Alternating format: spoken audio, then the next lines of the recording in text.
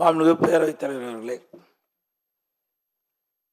தமிழ்நாடுடைய சட்டப்பேரவை வரலாற்று சிறப்புமிக்க சட்டப்பேரவை. காலங்காலமாக நம்முடைய மரபை நாம் கடைபிடித்து வருகிறோம். மாண்புமிகு சட்டப்பேரவைத் தலைவர் அவர்கள் அந்த ஆசனத்திலே அமர்ந்து முதலாக பேசுகின்ற பொழுது பல்வேறு தலைவர்களை குறிப்பிட்டெல்லாம் அவர்களுடைய வழியிலே இந்த அவையை நடத்துவேன் என்றெல்லாம் கருத்துக்களை நீங்கள் தெரிவித்தீர்கள். ஆனால் இன்றைய தினம் தாங்கள் சொன்ன அந்த கருத்துக்கள், அந்த மரபுகள் கடைபிடிக்கவில்லை. அதை கடைபிடிக்க வேண்டும் என்று தாழ்மையோடு நான் இந்த நேரத்தில் கேட்டுக்கிறேன். ஏன்னா தாங்கள் சொன்ன கருத்து தான், நான் சொல்லலை. அதோட மாண்புமிகு முதலமைச்சர் அவர்கள் அரசின் தீர்மானத்தை முன்மொழிஞ்சிருக்க அதை வழிமொழிகிறேன் என்று சொல்லுவதுதான் காலங்காலமாக கடைபிடித்து வந்த இந்த சட்டமன்றத்தினுடைய மரபு. இதை மானிய கோரிக்கையில் மாண்புமிகு உறுப்பினர் 4 முறை இதே அவையில் நம்பிக்கை கோரும் தீர்மானம் வந்திருக்கிறது. இந்த 4 முறை வந்தபோதும் மாமன்ற உறுப்பினர்களுக்கு ஏன் நம்பிக்கை வைத்திருக்கோம் என்று பேசுவதற்கும் அனுமதி அளிக்கப்பட்டிருக்கிறது. நம்பிக்கை இல்லை என்று சொல்கின்றவர்களுக்கும் வாய்ப்பு அளிக்கப்பட்டிருக்கு. அந்த வகையில் தான் இன்றைக்கும் நம்பிக்கை கோரும் தீர்மானத்தின் மீது ஆதரவு அளிப்போரும் பேசுகின்றார்கள், எதிர்த்து கருத்துக்களை கூறுவோர் கூறிக்கொண்டிருக்கிறார்கள். அரசினர் தீர்மானம் என்ற காரணத்தால் வழிமொழிய தேவையில்லை. மாண்புமிகு பேரவைத் தலைவர்களே, இங்கே மாண்புமிகு பல்வேறு கட்சியினுடைய தலைவர்களெல்லாம் நம்முடைய கருத்துக்களை பதிவு செய்திருக்கின்றார்கள்.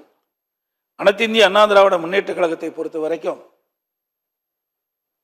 பொன்மனச்செம்மல் புரட்சித் தலைவர் எம்ஜிஆர் காலத்திலும் சரி, மாண்புமிகு அம்மா காலத்திலும் சரி, தாங்கள் சட்டமன்ற உறுப்பினராக இருந்து பணியாற்றியிருக்கின்றீர்கள். இருவரும் தலைவர்களை நாங்கள் குறிப்பிட்டுத்தான் மக்களை சந்தித்து ஆதரவு திரட்டி அதன் மூலமாக தமிழகத்திலே 47 சட்டமன்ற உறுப்பினர்கள் நாங்கள் வெற்றி பெற்றிருக்கின்றோம். அனைத்து இந்திய அண்ணா திராவிட முன்னேற்ற கழகத்தினுடைய பொதுச் செயலாளராக நான் தேர்ந்தெடுக்கப்பட்டு பணியாற்றி கொண்டிருக்கின்றேன். அப்படி இருக்கின்ற பொழுது சில கருத்து வேறுபாடுகள் கட்சியிலே வருவது இயல்பு, எல்லா கட்சியிலும் வருகின்றது. அப்படி வருகின்ற அந்த சூழ்நிலையிலே ஒரு தரப்புக்கு முதலமைச்சர் அவர்கள் ஆதரவு தெரிவிக்கிறது எந்த விதத்தில் நியாயம் என்று எனக்கு தெரியவில்லை. ஒரு முன்னுதாரணமாக இருந்துவிடக்கூடாது என்பதற்கு தான் முதலமைச்சருடைய கவனத்திற்கு நான் கொண்டு வருகின்றேன். எனக்கு முன்னாலே பேசியவர்கள் குறிப்பிட்டதை போல தேசிய முற்போக்கு திராவிட கழகத்தை அவர்கள் குறிப்பிட்டதை போல குதிரை பேரத்திற்கு வழிவகுத்துவிடும் என்பதையும் நேரத்திலே பதிவு செய்ய விரும்புகின்றேன். இன்றைக்கு தேர்தல் நேரத்திலே சந்திக்கின்ற பொழுது ஒவ்வொரு கட்சி தலைவர்களும் மக்களை சந்தித்து என்ன காரணத்திற்காக எங்களுக்கு வாக்களிக்கிறீர்கள் என்ற கருத்துக்களை நாம் கேட்கின்றோம், சொல்லுகிறோம். அனைத்து இந்திய அண்ணா திராவிட முன்னேற்ற கழகத்தை பொறுத்த வரைக்கும் பொன்மனச்செம்மல் புரட்சித் தலைவர் எம்ஜிஆருடைய ஆட்சி, மாண்புமிகு அம்மாவுடைய ஆட்சி தமிழகத்திலே வர வேண்டும் என்ற அடிப்படையிலே நாங்கள் வாக்குகளுக்கு சேகரித்தோம். எங்களுடைய கூட்டணி கட்சியை சேர்ந்த தலைவர்களும் நிர்வாகிகளும் அனைத்து இந்திய அண்ணா திராவிட முன்னேற்ற கழக தலைமையிலே அமைக்கப்பட்ட கூட்டணி வெற்றி பெற வேண்டும், அனைத்து இந்திய அண்ணா திராவிட முன்னேற்ற கழகம் ஆட்சி அமைக்க வேண்டும் என்ற அடிப்படையில் தான் வாக்குகளை நாங்கள் சேகரித்தோம். அதன் அடிப்படையில் தான் 47 பேர் நாங்கள் வெற்றி பெற்றிருக்கின்றோம். இன்றைக்கு 47 பேர் வெற்றி பெற்றது இரட்டலை சின்னத்திலே நின்று நாங்கள் வெற்றி பெற்றிருக்கின்றோம். 47 பேர் சட்டமன்ற உறுப்பினர், அனைத்து இந்திய அண்ணா திராவிட முன்னேற்ற சட்டமன்ற உறுப்பினர்கள் அதிமுக ஆட்சி, அனைத்து இந்திய அண்ணா திராவிட முன்னேற்ற கழக ஆட்சியை நிறுவார்கள் என்ற அடிப்படையில் தான் மக்கள். இன்றைக்கு 100% வாக்கு என்று சொன்னால் ஆளுங்கட்சிக்கு 34% வாக்குகள் தான் கிடைத்திருக்கின்றன. 66% மக்கள் வாக்களிக்கவில்லை. அதில் 90% இன்றைக்கு வாக்களிக்கப்பட்ட 10% பேர் வாக்களிக்கவில்லை.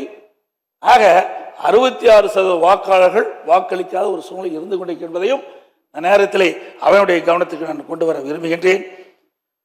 அதோடு இன்றைய தினம் அனைத்து இந்திய அண்ணா திராவிட முன்னேற்ற கழக அரசு இருக்கின்ற பொழுது இன்றைக்கு இந்தியாவிலேயே தமிழகம் முதன்மை மாநிலமாக உருவாக்குவதற்கு காரணமாக அடித்தளமாக இருந்தது அனைத்து இந்திய அண்ணா திராவிட முன்னேற்ற கழக அரசாங்கம். அந்த காலகட்டத்தில் தான் ஒரே ஆண்டில் 11 அரசு மருத்துவக் கல்லூரியை கொண்டு வந்து சாதனை படைத்த அரசாங்கம் அதிமுக அரசாங்கம். 2011 2021 வரை 10 ஆண்டு காலம் சிறப்பான ஆட்சியை நாங்கள் கொடுத்தோம், பொற்கால ஆட்சி கொடுத்தோம். அது மட்டுமல்ல 6 மாவட்டங்களை பிரித்து நிர்வாக வசதியாக பிரித்து கொடுத்தோம்.